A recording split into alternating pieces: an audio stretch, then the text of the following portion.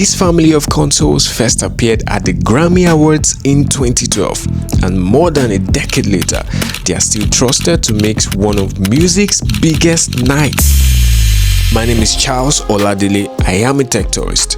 On this episode, I was at the DiGiCo Roadshow in Lagos, where I got to experience these legendary consoles firsthand, explore their features, and find out why they are trusted on some of the biggest productions in the world. On this playlist, you're going to see the full review of the DiGiCo SD9, SD10, Quantum 112, Quantum 225, full-way audio, and the Klang technologies. Brought to you by JU Productions. Alright guys, so I have with me Mr. Jeffrey, is the team lead for JE Productions. Mr. Jeffrey, nice to meet you, and really nice to be here. This is really a big thing. Yeah. So can you tell us what's happening today and what you have for us? So today is day 2 of like a roadshow with one of the manufacturers representing DiGiCo. He's like a leading mixing console manufacturer in the world. So this week we're like a road show in Nigeria. And we started out in Port Harcourt on Monday, had a huge turnout, and we're here today, Wednesday and Thursday in Lagos, 2 days, and then we head out to Abuja. Yeah, Friday to do one in Abuja on Saturday. Oh. So this is the first day in Lagos. So we're here to engage from Lagos. Day is planned in 2 sections, kind of have like a bit of a basic training in the morning and demos as well. So have a lot of mixers here today for people to see, showcase, learn how to use them as well. And we believe that was kind of a way to kind of help elevate the level of production and events in our country in Nigeria, and also giving back to the community as well, because we feel everybody needs to grow together, and one of our goals is kind of help everybody grow together to match up with the rest of the world in terms of standard as well. So let's take a walk a little. Tell me about JE Productions particularly. What do you do? Yeah, so we're an AV integration company, primarily involved in installs, building systems in AV generally, with a bit of bias towards sounds, and also we're involved in production. We're like a backbone. We support a lot of production companies as well, with equipment we own for rentals and supporting them in kind of building the structure and systems they need for a lot of events, from control packages, RF systems, PA and stuff. So we're kind of versatile with the experience we have. So that's what we do. So we support most of the big events. We'll play some form of role in it somehow, but more on the back end side of things. Yeah, So from your perspective, I want to know why DiGiCo? Why DiGiCo? I've grown up. First time I used DiGiCo maybe like nearly 20 years ago. It's just flexible. The flexibility is unmatched. There's a reason it's unmatched. They listen to the industry. They make consoles that for what people need for the industry, and just a reason every big show around the world, everybody touring, DiGiCo is like it's become the standard as well. And one of the reasons here is to create accessibility. It's not a myth or something just watch on YouTube and you can use, but it's something we feel should be available to everyone. Our industry is ripe for it, and we're here to make sure it happens to become like a standard here as well. Yes. For a fact, Lagos is a competitive zone, but one thing I believe will strengthen our industry across every city is both the technical know-how and the access to high-end equipment like this. Seeing sound engineers, producers, and technicians all in one room, eager to learn, was genuinely inspiring. But before we get into each of these consoles, we want the consoles to be way more accessible. We want to have loads of demo centers that people can come in, engineers can come in, they can try out so many of the features that the console have. We want them to be able to test it out. We want them to be able to prepare. You know, we have a few of the guys also going on tours now. We want them to be able to say, hey, I'm going on a tour, I'm using a DiGiCo console, so I can come to you, you can spend some time in our studio. So we are really looking at providing that. Important thing first about all DiGiCo consoles, except the ST11. Except this ST11, we have 2 power supplies, okay? Now, if you walk up to an ST console, you've never been to one, one of the things we like to tell you is the power switch is always either under the IEC connector. So if you look at it, I don't need to look at it. It's under the IEC connector, or it's gonna be on the side. Console is on, moment of truth, console still on. switch one off. So we should be able to do that. I'm going to put that back on. You can see lights stop flashing. And then I'm going to switch the other one off. And so the idea is you can run with one. Obviously, generally you would run with two of them. But if one fails, especially, yes, I've had opportunities of using this all the way in Dubai, in Australia, in the very hot countries. Like you generally will have a spare power supply. Minimum on every console of ours, we have 8 analog inputs and 8 analog outputs. For those of you familiar with AES, which effectively is digital audio, which would carry 2 signals on one XLR cable. We have 2 AES. Something about digital audio that you need to be aware about is you always need a clock master. One other thing to mention is what you would term, what we are now calling the audio over IP. Now, most of you know it as waves. With the consoles, we've tried to make it for those who've worked with analog consoles, we've tried to make it fairly traditional in the sense that we are working from the top down.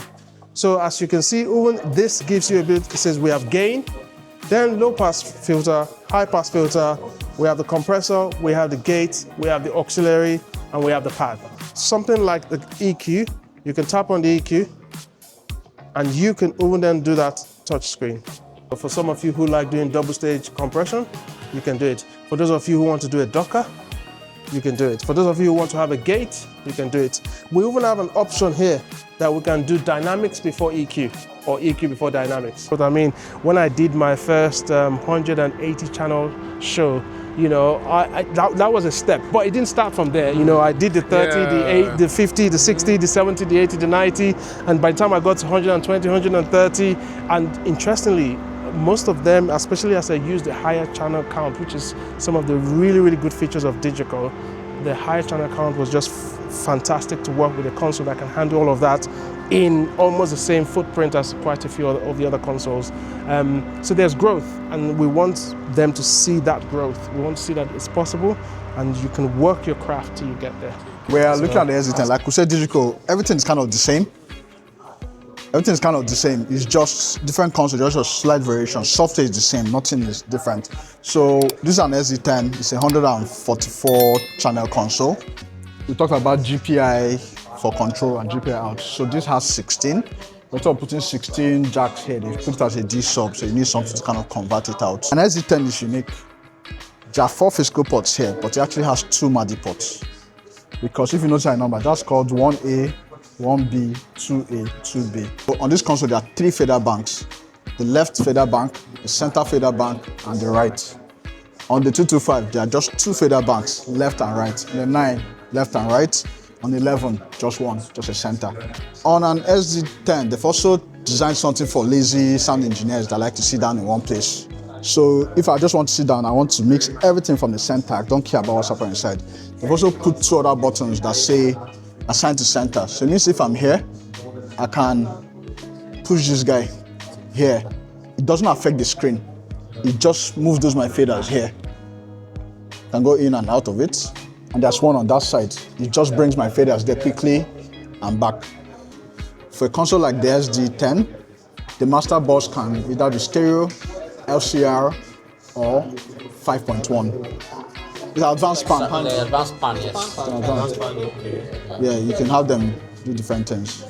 On an SD10, the top one, I'll get to the top one, will always control your gain level, right? You always control gain and like things like your polarity. Yeah. These guys, for example, you can see these first 2. DiGiCo in general, I just like the compatibility with other software. I use just 2 consoles. Okay, you. Yeah, and the RCCJ will use just 2 main consoles. We use DiGiCo and Midas. We would love to have the 225 or maybe the 112 for my flight case now. I mean, I can use that for my rotor now. So with the console, as I mentioned, what we have in the beginning is that we have our local inputs, which is 16 inputs, 16 mic line inputs, 8 line outputs, 2 channels of AES in and out. We have 4 MADI ports, which in this case I've populated one as an MQ rack. I could do another MQ rack, or I could do a D2 rack. I could do an RME interface, but I have 4 individual ports at 64 channels each. built-in native Dante, so this will give me 64 channels of Dante. It has primary and secondary, so we can do main and we can do backup. Let's go straight to the Dante. From the Dante, I've looped into the network switch on the back of the console, which then also feeds Dante and control to this, as well as to my laptop. And then on my application side, I can see my Klang processor and I can see my controller. The concept behind it is that you as an artist artists don't really know much about the tech behind what we're doing. Tech is growing so quickly, it's hard for an artist to be a performer and to understand technology. So the concept in designing this was to try to keep it as simple for the artist.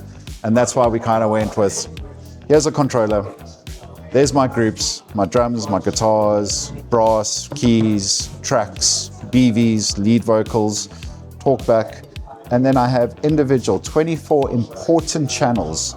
So each controller can have a set of channels that are important to that specific musician.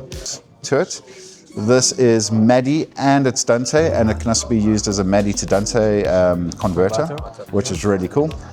For guys that don't have controllers, you can use an app on your phone. It's a free app. As long as there's a Wi-Fi router, guys connect to the Wi-Fi router, they control the mix. The artist, they know something's different. They feel something's different.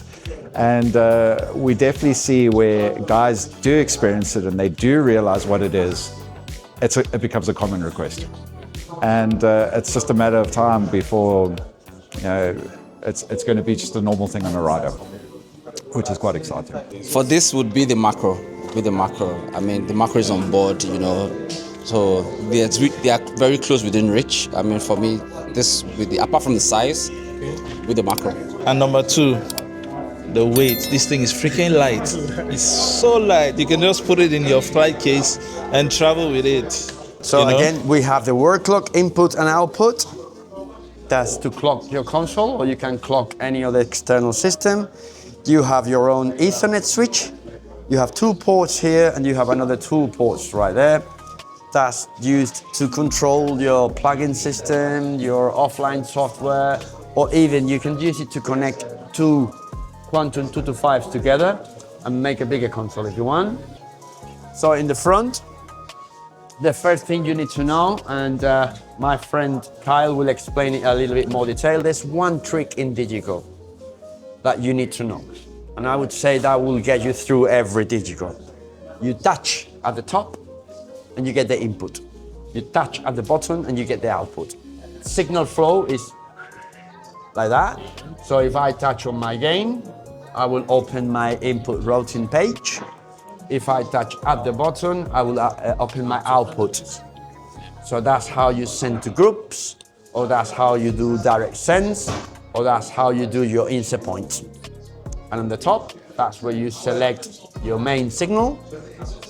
There's different racks, and here you do all your input processes. Other than that, you just press where you want, and it will open, and it will be controlled.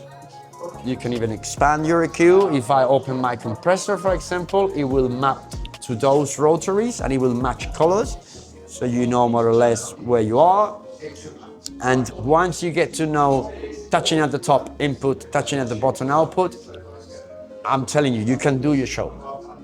Our consoles are as easy as you want them to be, but they can be as complex as the show requires. There are macros that are reinforced by police because it's the evac macros. Okay?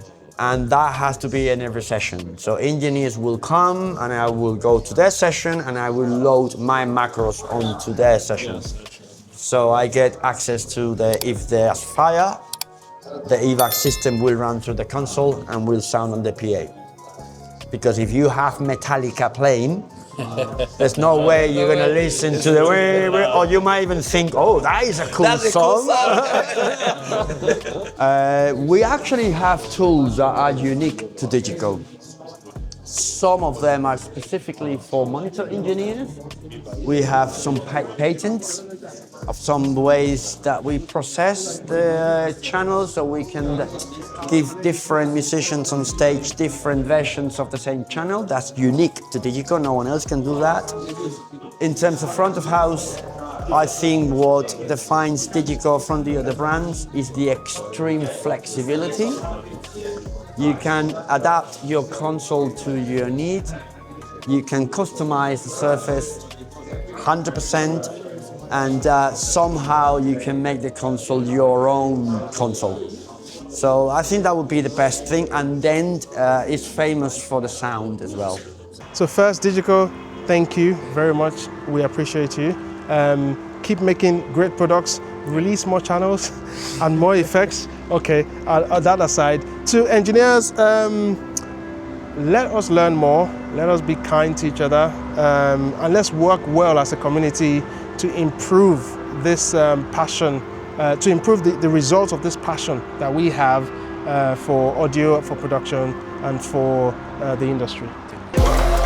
You have to give it up to JE Productions for bringing in DiGiCo for this roadshow. It was an amazing experience seeing so many engineers and professionals get hands-on with these powerful consoles. I personally had the opportunity to experience them myself, and trust me, they are as impressive as people say. For the full review and training on each of these consoles, check the links in the description. Until next time, my name is Charles Oladele.